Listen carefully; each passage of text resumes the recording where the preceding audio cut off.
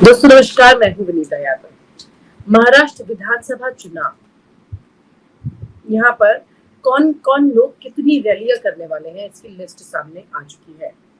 यहाँ पर नितिन गडकरी को बीजेपी के महारथी के तौर पर सामने इस वक्त पूरी स्ट्रैटेजी के तहत खड़ा कर दिया गया है। देवेंद्र फडणवीस को उनके बाद सेकेंड इन कमांड रखा गया है। प्रचार की कमान उनके भी हाथ में अच्छी खासी है। महाराष्ट्र विधानसभा चुनाव 2024 में भारतीय जनता पार्टी ने चुनाव प्रचार के लिए बड़े नेताओं की पूरी टीम जो तैयार की है। इस बार बीजेपी का लक्ष्य है राज्य में बड़े पैमाने पर प्रभाव छोड़ने की कोशिश करना है, क्योंकि इस वक्त महाराष्ट्र जीतना उनके लिए बहुत जरूरी है। अगर वो हार गए तो यहाँ पर बीजेपी के लिए इससे बुरी खबर नहीं हो सकती। जितना असर लोकसभा चुनाव की घटी सीटों को देख करके धक्का होने लगा था, उससे ज्यादा बड़ा धक्का महाराष्ट्र हारने से लग जाएगा। इससे अंदाजा लगा लीजिए कि महाराष्ट्र की जीत बीजेपी के लिए कितनी जरूरी है, या यूं कहें कि ये जीत मोदी और अमित शाह के लिए कितनी जरूरी है। इसे ध्यान में रखते हुए पार्टी ने केंद्रीय सड़क परिवहन मंत्री नितिन गडकरी को प्रमुख नेता के रूप में उतारा है। माना जा रहा है कि गडकरी, जो महाराष्ट्र में खासतौर से विदर्भ और मराठवाड़ा क्षेत्र में काफी लोकप्रिय माने जाते हैं, बीजेपी के लिए चुनावी अभियान का बड़ा चेहरा वही होंगे। इसके साथ ही देवेंद्र फडणवीस, जो राज्य के पूर्व मुख्यमंत्री और बीजेपी के वरिष्ठ नेता है, गडकरी से साथ मिलकर महाराष्ट्र के चुनाव प्रचार की कमान को संभालेंगे। यहाँ पर बीजेपी के जो लाल है नरेंद्र मोदी और अमित शाह, उन्होंने एक अलग ही रणनीति से यहाँ पर अपना दांव फेंका है। इसमें नितिन गडकरी को सामने लाकर उन्होंने इस जीत को पक्का करने की कोशिश की है। वही नितिन गडकरी, जिनको वो खुद बहुत ज्यादा तवज्जो नहीं देना चाहते थे, जिन पर वो दबाव बनाए रखना चाहते थे, किसी और कैटेगरी में उनके नाम को रखना चाहते थे, उनका टिकट टाइम से अनाउंस नहीं करना चाहते थे, उन्हें नितिन गडकरी को अचानक से मोदी और शाह ने प्रचार के इतनी बड़ी कमान सामने सौंप दी है, उनके चेहरे को सामने लाकर रख दिया है। मतलब महाराष्ट्र के मुख्यमंत्री से भी पहले अगर किसी के बारे में कोई बड़ा चेहरा नाम के तौर पे सामने रखा जा रहा है तो वो है नितिन गडकरी का। ये सब कुछ अमित शाह और नरेंद्र मोदी की प्लानिंग में एक बड़े हिस्से के तौर पर है, क्योंकि यहाँ पर अगर महाराष्ट्र हारते हैं तो वो नितिन गडकरी पर इसका ठीकरा फोड़ने की पूरी कोशिश करेंगे। वहीं पर अगर वो जीत जाते हैं तो इसका पूरा क्रेडिट मोदी और शाह खुद लेने की पूरी कोशिश करेंगे। आइए मैं आपको बताती हूँ कि ये पूरी प्लानिंग किस तरह से इन्होंने बनाई है। बीजेपी के चुनावी प्लान के मुताबिक नितिन गडकरी इस चुनाव प्रचार में 40 से अधिक जनसभाएं करेंगे। गडकरी को महाराष्ट्र में उनकी मजबूत छवि और विकास कार्य के लिए जाना जाता है, खासकर उनके अपने गृह क्षेत्र विदर्भ में। इसके अलावा उनके पास केंद्रीय मंत्री के रूप में एक सशक्त पहचान भी है। गडकरी के इस अभियान में शामिल होने का मतलब है कि बीजेपी विदर्भ और अन्य ग्रामीण क्षेत्रों में उनकी पॉपुलैरिटी का फायदा उठाना चाहती है। गडकरी एक ऐसा नाम है जिसे कोई भी गुरेज नहीं रखता है, पक्ष या विपक्ष, सिवाय नरेंद्र मोदी और अमित शाह के। गडकरी का नाम केवल महाराष्ट्र में नहीं बल्कि राष्ट्रीय स्तर पर भी विकास पुरुष के रूप में प्रसिद्ध है। उन्होंने केंद्र में कई महत्वपूर्ण सड़क और परिवहन योजनाओं को बढ़ावा दिया, जिससे उन्हें एक प्रभावशाली नेता के रूप में देखा जाता है। उनके नेतृत्व में विदर्भ और मराठवाड़ा में नए राजमार्गों का निर्माण और सड़क नेटवर्क का विकास हुआ है, जो ग्रामीण और शहरी क्षेत्रों को जोड़ता है। बीजेपी का मानना है कि गडकरी की ये पॉजिटिव छवि जो है वो पार्टी के लिए वोट खींचने का काम करेगी। दूसरी तरफ देवेंद्र फडणवीस, जो कि 53 वर्ष के हैं, महाराष्ट्र में बीजेपी का प्रमुख चेहरा भी बने हुए हैं। हालांकि बड़े विवादों से इन दिनों घिरे हुए हैं। अनिल देशमुख की किताब ने उन पर कई खुलासे कर दिए हैं। उनकी खुद अपनी पार्टी में कई लोगों से नहीं बन रही है और अब वो मुख्यमंत्री के चेहरे के लिए अपनी लड़ाई लड़ना चाहते हैं। अब अमित शाह के भी इरादों के बीच में वो आने लगे हैं। ऐसे में इनको भी आप फंसाने की पूरी कोशिश की गई है। इनको भी अच्छी खासी सीटें, 50 सीटों पर ये 50 जनसभाएं ये करेंगे। फडणवीस को शहरी मतदाताओं और मुंबई पुणे जैसे क्षेत्रों में अच्छी खासी लोकप्रियता हासिल है। उन्होंने अपने मुख्यमंत्री काल में भ्रष्टाचार के खिलाफ सख्त कदम उठाए थे और कई प्रमुख विकास परियोजनाओं की शुरुआत की थी। फडणवीस के इस अनुभव और उनकी रणनीतिक पकड़ के चलते बीजेपी उन पर भरोसा कर रही है, या ये कहें कि उन्हें फंसाने का एक बड़ा प्लान बना रही है। इस चुनाव में फडणवीस का प्रचार सबसे अधिक होगा। वो 50 जनसभाएं करेंगे। जो ये दिखाता है कि पार्टी उन्हें राज्य भर में अधिक से अधिक लोगों तक पहुंचाने की कोशिश कर रही है। बीजेपी की योजना फडणवीस अपने भाषणों में पिछले कार्यकाल के विकास कार्यों, बीजेपी की नीतियों और मतदाताओं के सामने पेश करेंगे। पार्टी का शहरी समर्थन बढ़ाने की कोशिश करेंगे।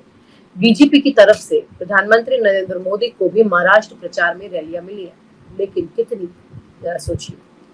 नरेंद्र मोदी रैली करेंगे 8। पीएम मोदी की लोकप्रियता और उनके विकास कार्यों का असर महाराष्ट्र में वोटरों पर पड़ रहा है कि नहीं। इसके अलावा केंद्रीय गृह मंत्री अमित शाह भी 20 सभाएं करेंगे। मोदी और अमित शाह ने खुद को इससे दूर कर लिया है। गडकरी को 40 जनसभाएं, देवेंद्र फडणवीस को 50, मोदी को 8, अमित शाह को 20। इस तरह से इस बात को आगे बढ़ाने की कोशिशें कर रहे हैं। कैसे? यहाँ पर जिन नेताओं की अच्छी खासी नाराजगी इनसे रही है, उन नेताओं को वो जगह दे रहे हैं, बड़ी जगह देने की कोशिश कर रहे हैं। नितिन गडकरी को खुश करने की कोशिश कर रहे हैं या उन्हें फंसाने की कोशिश कर रहे हैं, ये भी बड़ी बात है, ये भी देखना होगा। पार्टी की योजना तो इस तरह की है, जो बातें बताई जा रही है कि वो नेताओं के प्रचार अभियान को राज्य के विभिन्न क्षेत्रों में फैलाकर वोटर को अट्रैक्ट करना चाहते हैं। जब जहां नितिन गडकरी ग्रामीण और विदर्भ क्षेत्रों में जनता को जोड़ने का काम करेंगे, वहीं फडणवीस शहरी इलाकों में अपने प्रभाव को बनाए रखेंगे। अमित शाह की रणनीति और योगी आदित्यनाथ के पूर्वांचल वोटरों पर पकड़ के चलते बीजेपी को हर वर्ग से समर्थन मिलने की उम्मीद ऐसे जता रही है बीजेपी। इस बार चुनाव में महाविकास अघाड़ी और बीजेपी के महायुति गठबंधन के बीच कड़ा मुकाबला होने की संभावना है। महाविकास अघाड़ी में शिवसेना, कांग्रेस, राष्ट्रवादी कांग्रेस पार्टी का गठबंधन है। शिवसेना का उद्धव ठाकरे गुट और एनसीपी के शरद पवार का गठबंधन बीजेपी के लिए बड़ी चुनौती साबित हो रहा है। वहीं बीजेपी की तरफ से गडकरी और फडणवीस की जोड़ी की चुनौती को संभालने में कितनी सक्षम होगी स्थितियां, वो भी देखने की बात है। बीजेपी के लिए ये चुनाव केवल एक राजनीतिक लड़ाई नहीं है, बल्कि पार्टी की राज्य में बढ़ती पकड़ को बनाए रखने का मौका है। गडकरी और फडणवीस की जोड़ी इस बार बीजेपी को एक नई दिशा में ले जाने का काम करने की कोशिश कर रही है। दोनों नेताओं के पास एक और व्यक्तिगत प्रभाव है, दूसरी तरफ पार्टी का समर्थन है। तो ये सारा कुछ इतना स्ट्रेट दिख रहा है कि आपको लगता है ये इतना स्ट्रेट है। यहाँ पर एक अलग तरह की कहानी चल रही है। राजनीति है ही कुछ ऐसी कि परत दर परत नई बात निकाल कर लेकर आती है, और यहाँ भी वही दिखाई दे रहा है। बीजेपी का फोकस जो अभियान चुनाव अभियान विकास के मुद्दों पर होगा, वह नितिन गडकरी के नेतृत्व में पार्टी सड़क और परिवहन की भी बात करेगी, और फडणवीस भी अपनी तरफ से वहां पर बात करेंगे। लेकिन बड़ी बात यह है कि नितिन गडकरी जो खुद एक बहुत जिसे कहते हैं लोकप्रिय नेता है, उनकी इस लोकप्रियता का फायदा तो मोदी और अमित शाह उठाने की कोशिश कर रहे हैं, लेकिन उसके बदले में उन्हें क्या मिलेगा, ऐसे कच्चे खिलाड़ी नितिन गडकरी भी नहीं है। ये जाहिर सी बात है कि तस्वीर साफ है। चुनाव के बाद बड़ा कुछ देखने को मिल सकता है, इसमें कोई दो राय नहीं है। मोदी और गडकरी के बीच एक जटिल रिश्ता है। दोनों ही भारतीय जनता पार्टी के कद्दावर नेता हैं, लेकिन उनके नेतृत्व का तरीका ही अलग है। मोदी एक दृढ़ और केंद्रीय नेतृत्व पर विश्वास रखते हैं, और गडकरी कार्यशैली, स्वतंत्रता और संवाद पर विश्वास रखते हैं। मतलब दोनों की बिल्कुल अलग पर्सनालिटीज है। मोदी एकला चलो पे चलते हैं और नितिन गडकरी सबके साथ चलते दिखाई देते हैं। गडकरी को पार्टी में एक ऐसे नेता के रूप में देखा जाता है जो अपनी बात खुल कर कहते हैं, बिना डरे कहते हैं, बेबाकी से अपनी राय रखते हैं, भले ही वो मोदी शाह की जोड़ी के विचारों से मेल न खाती है। बीजेपी के भीतर ये कहा जाता है कि गडकरी पार्टी में अपनी अलग पहचान बनाए रखना चाहते हैं, और वो मोदी और शाह के प्रभाव से मुक्त रहना पसंद करते हैं। ये स्वतंत्रता गडकरी को बीजेपी के अन्य नेताओं से अलग बनाती है, लेकिन इसके चलते ही मोदी शाह के साथ उनके संबंधों में एक प्रकार की तनावपूर्ण स्थिति भी बनी रहती है। गडकरी की लोकप्रियता और साफ छवि उनकी पार्टी के लिए एक मूल्यवान संपत्ति की तरह है। ये भी एक कारण है कि मोदी और शाह उनके इस संपत्ति को इस्तेमाल करना चाहते हैं। महाराष्ट्र में नितिन गडकरी और देवेंद्र फडणवीस की जोड़ी बीजेपी के लिए इंपॉर्टेंट समीकरण बना सकती है। फडणवीस की उम्र 53 साल है और उन्होंने महाराष्ट्र में एक युवा ऊर्जावान नेता की छवि बनाने की कोशिश की है। हालांकि आजकल वो विवादों में घिरे हुए हैं। महाराष्ट्र के पूर्व मुख्यमंत्री रहे हैं और शहरी विकास क्षेत्रों में उनकी पकड़ मजबूत है। दूसरी तरफ गडकरी 66 साल के हैं और उनके पास विदर्भ जैसे ग्रामीण क्षेत्रों में व्यापक समर्थन प्राप्त है। गडकरी के पास राजनीतिक अनुभव और विकासों की उपलब्धियां हैं, जबकि फडणवीस के पास शहरी वोटर के बीच में पॉपुलैरिटी है। हालांकि गडकरी और फडणवीस की जोड़ी बीजेपी के लिए बड़े स्तर पर समर्थन जुटाने का काम करने की कोशिश कर सकती है। इस गठबंधन की कोशिश यही दिखाई दे रही है इनकी। गडकरी की छवि से फायदा लेने की पूरी कोशिश बीजेपी यहाँ पर करेगी। लेकिन बड़ी बात यह है कि गडकरी क्या वाकई में इस चाल में उसी तरह से आ जाएंगे। लिस्ट तो जारी कर दी गई है कि 40 जनसभाएं करेंगे गडकरी और इसे वो पीछे भी नहीं हटेंगे, ऐसा भी साफ दिखाई देता है। और देवेंद्र फडणवीस तो बिल्कुल 50 जनसभाओं में भाग भाग के हिस्सा लेंगे, क्योंकि वो अपने मुख्यमंत्री की दावेदारी को मजबूत करने की कोशिश करेंगे अगर बीजेपी को इस चुनाव में फायदा होता है।